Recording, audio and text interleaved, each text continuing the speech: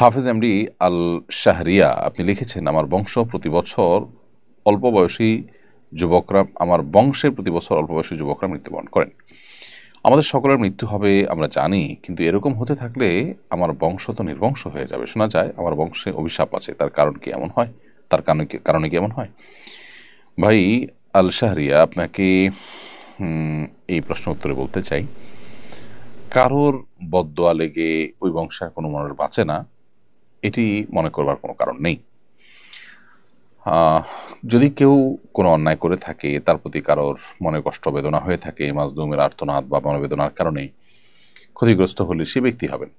তার আগত বংশধররা কেউই টিকবে না, সবাই মারা যাবে ওই আগের কারোর বদদোয়ার কারণে, এমনটি হওয়ার কোনো কারণ নেই। কারণ আল্লাহ তাআলা ওয়াজরাতুন উযরা উখরা, আল্লাহ তাআলা কোরআনে কারিমে বেশ কয়েকটি জায়গায় একই কথা বলেছেন, তা হলো কারোর পাপের বোঝা অন্য কেউ বহন করবে না। সো আপনার বংশের কেউ একজন কোনো অন্যায় করেছেন, তার পাপের বোঝা পরবর্তীতে যারাই আসবেন ওই বংশে সবাই বহন করতে থাকবেন, এমনটি মনে করবার কোনো কারণ থাকতে পারে না। তবে এটি নিছক কাকতালী বিষয় হতে পারে। তারপর এখানে কোনো স্বাস্থ্যগত কোনো ব্যাপার থাকতে পারে, যেটার কারণে আপনার বংশে এই ধরনের অসুবিধা তৈরি হতে পারে।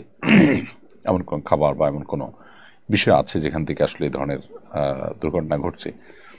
পারিবারিকভাবে দেখা যায় ক্যান্সার ইত্যাদি টেন্ডেন্সি থাকে, সেটা কারণে অনেক সময় ক্যান্সার আক্রান্ত হয় একটা ফ্যামিলিতে অনেক মানুষ। এরকম নানাবিধ স্বাস্থ্যগত হিস্ট্রিক্যাল কোনো ইস্যু থাকতে পারে, সেটা আপনারা চেক করতে পারেন, কিন্তু এটাকে বদদোয়া হিসাবে চালিয়ে দেওয়ার কোনো যৌক্তিক কারণ থাকতে পারে না।